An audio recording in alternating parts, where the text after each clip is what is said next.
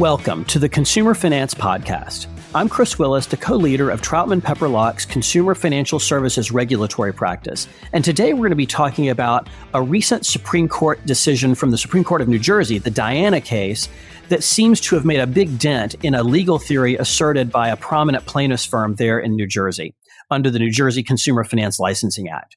But before we jump into that topic, let me remind you to visit and subscribe to our blogs, Consumer Financial Services LawMonitor.com and TroutmanFinancialServices.com. And don't forget about all of our other great podcasts, the FCRA Focus, the Crypto Exchange, Payments Pros, and Moving the Metal. All of those are available on all popular podcast platforms. And speaking of those platforms, if you like this podcast, let us know. Leave us a review on your platform of choice and tell us how we're doing.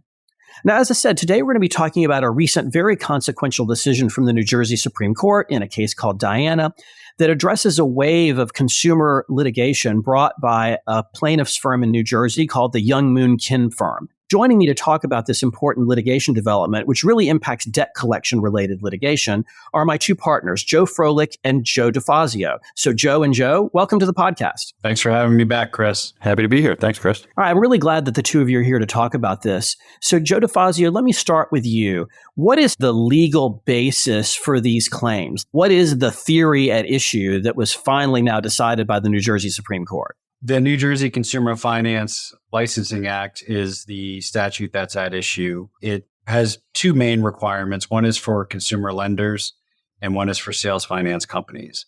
So a consumer lender is defined as an entity that makes a loan directly to a consumer. And a sales finance company is defined as an entity that purchases or finances retail installment contracts.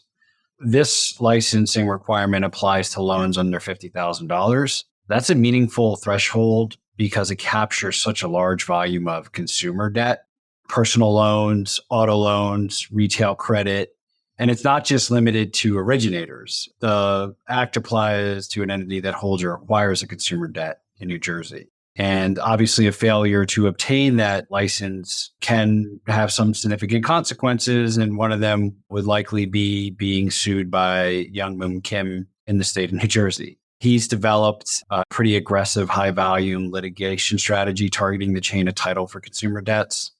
And basically, the core theory in all these cases is that if a debt was ever touched, transferred, assigned by an unlicensed entity at any point, the argument is it's void and unenforceable. It's not a narrow theory. It captures originators, servicers, debt buyers, collectors, anyone who may be subject to the NJCFLA. So most of his lawsuits, and there are plenty, they created, I think, a little bit of an uproar in the industry because if you think about the number of debts under $50,000 for consumers, it's quite large. So these suits really brought two kind of distinctive forms of relief. Most of them involved voiding the debt entirely, arguing that it was unenforceable as a matter of law because you didn't have the license. And then the other part of it is seeking damages, arguing that any attempt to collect on a void debt is itself a statute violation. The volume and scope of his NJCFLA lawsuit campaign made it a pretty significant litigation threat for consumer finance companies in the New Jersey consumer finance space. Let's talk about how these cases unfolded and played out in the New Jersey courts. So Joe Froelich, let me go to you. How were these claims received by the lower level courts within New Jersey when they first started to emerge? Right from the jump, I think the defense bar immediately identified this issue of there being a private right of action. So any case that he brought directly under the New Jersey Consumer Finance Licensing Act was attacked on the basis of there being no private right of action. And there's probably, if not tens, if not dozens, maybe close to 100 lower court decisions where the court held there's no private right of action. I don't think I ever saw one court actually entertain there being a private right of action. However, there were cases where Kim seems to have been able to get around that. And there are some cases where he would bring in an FDCPA claim on top of it. And by doing that, his argument was that even if there is no private right of action, the fact that the debt has been voided because it has touched an unlicensed entity suddenly makes it you are in a position where you are trying to collect on an avoided debt. It's much the same as trying to collect on a debt the statute of limitations has run out on. So if you're collecting on that, the FDCPA, there's clear law that says you still can violate the FDCPA by seeking to collect on avoided debt. And he used that argument with some degree of success. There were several decisions that held, even if there is no private right of action, you can still sue under the FDCPA. But those were pretty limited, I would say. And really, the vast majority of the cases he lost. So he would lose the lower court cases. And then eventually he had a few of them get up to the New Jersey Appellate Division. And within that, he also lost those cases. So there's a case called Francoville. He would bring these on federal cases also. And in one instance, he brought it on student loan debt. And in that case, that actually went up to the Third Circuit. One of our partners, R.J. DeRose, actually argued that in the Third Circuit. And they also found that there was no private right of action. With all that in mind, he just did not have any success on the private right of action piece of it, had limited success on the FDCPA cases. And then that set him up, I think, to eventually, as Joe mentioned, make the application, and the New Jersey Supreme Court took the case, which I think was somewhat of an interesting take, but they actually accepted it and heard the argument. The story sounds like a pretty happy story so far from our side of the fence, which is representing the defendants in cases like this. The New Jersey Supreme Court took the case. So Joe, keep going. Tell me what happened. What did the court decide in Diana? Just to comment on your point there about the happiness factor for our clients, I think the unhappiness part of it for our clients is the fact that Mr. Kim was relentless. He would continue to bring these cases even despite losing over and over and over. We had several clients which, after the suit was originally filed, he would just keep bringing more and more, even though he would lose. I guess he thought he could bring it up to the New Jersey Supreme Court and was hoping for a different result. But at the end of the day, when you listen to the argument from the New Jersey Supreme Court, I would say the argument was such that you didn't walk away from it completely convinced that this was going to be a victory for our side. There were a lot of amici, and if you listen to the argument, there were, I believe, at least two other counsel besides Mr. Kim who argued the case. In the end, when the New Jersey Supreme Court came down on it, they distinctly held there is no private right of action. And they analyzed the case this way. First, they identified the fact that there is obviously no direct right of action within the statute. They then looked at whether is there an implied right of action.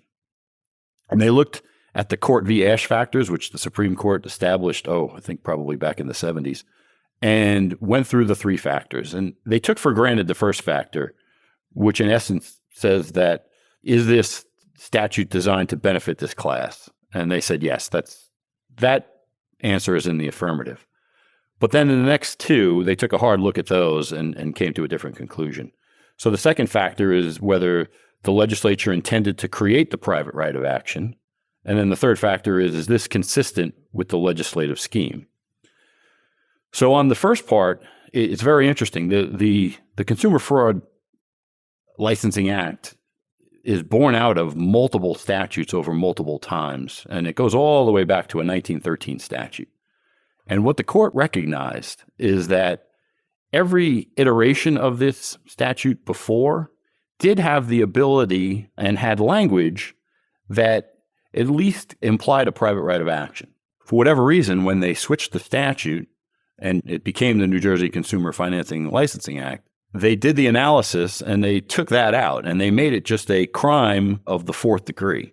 By doing that, the court immediately latched onto that and held that if you had a private right of action before and you had that language in the statute and the legislature took that out, that's pretty good evidence that they did not intend a private right of action within the statute.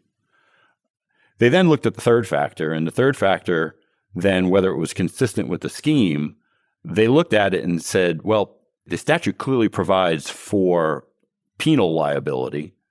And by doing that, they recognized that New Jersey law has long recognized that if you have a penal scheme of something, you really don't want to muck it up and put a civil scheme within it. And so they found basically that the second and the third factors were clearly outside the scope, and they went on to the ruling.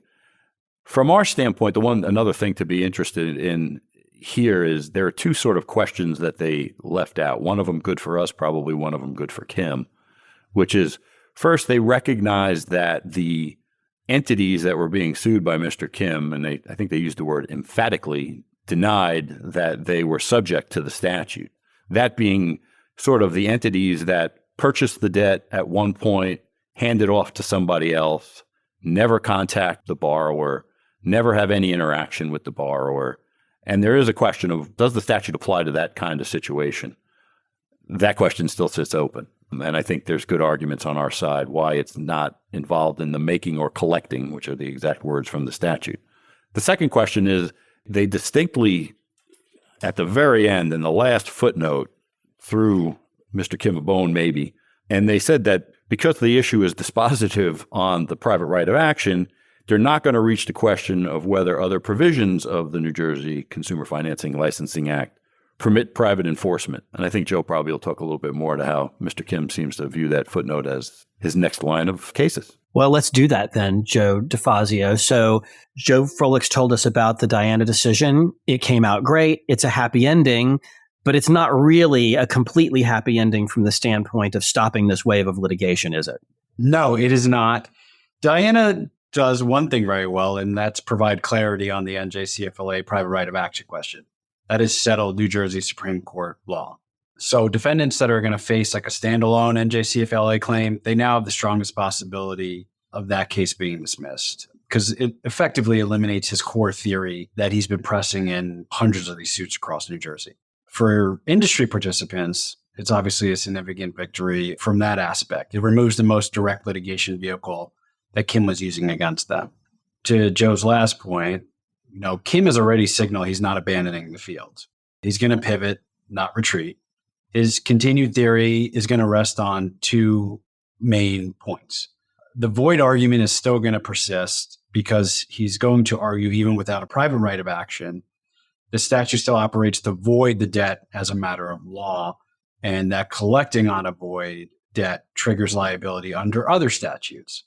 So what are those other statutes? The most common ones would be the Fair Debt Collection Practices Act, the FDCPA. In most of the lawsuits, not all of them, interestingly, but in most of his lawsuits, he does have an FDCPA claim. So he will argue that collecting on a debt that is void is a false or misleading representation under the FDCPA. So this theory is going to survive post-Diana, I believe. I mean, it survived in some courts pre-Diana. I think Joe mentioned that. So he'll continue to press it post-Diana. The other one would be the New Jersey Consumer Fraud Act. Kim is also asserting CFA claims, as we call them in these lawsuits, and that is attempting to collect a void debt constitutes fraudulent or unconscionable commercial practices under New Jersey's broad consumer fraud statute. So the CFA is particularly significant because it carries treble damages and attorney's fees. So the stakes for clients remain high post-Diana if he's remotely successful on any of these claims. And then the unresolved licensing question is still an issue because it gives Kim room to argue that, whether debt buyers must be licensed is a ground for predicate violation. So that one still exists based on where you are in the debt buying chain of title.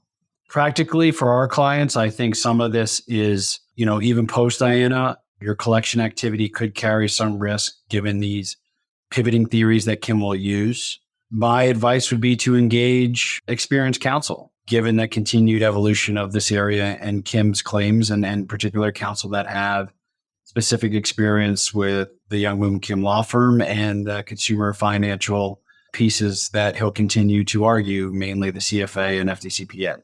Joe, that strikes me as an excellent suggestion, and I'm just left wondering where one might find such experienced counsel, if it weren't already abundantly obvious from the discussion that you and Joe have given us on the episode today. So thank you for that suggestion, and it seems like you too are going to have to continue to defend these cases and continue to follow them, and who knows, it might take another trip to the Third Circuit or another trip to the New Jersey Supreme Court, or both, to finally tamp this whole situation down. So I think we'll have to continue to follow it and report about it both on our blog and on this podcast. So gentlemen, thank you very much for being on the podcast today. And thanks, of course, to our audience for listening to today's show.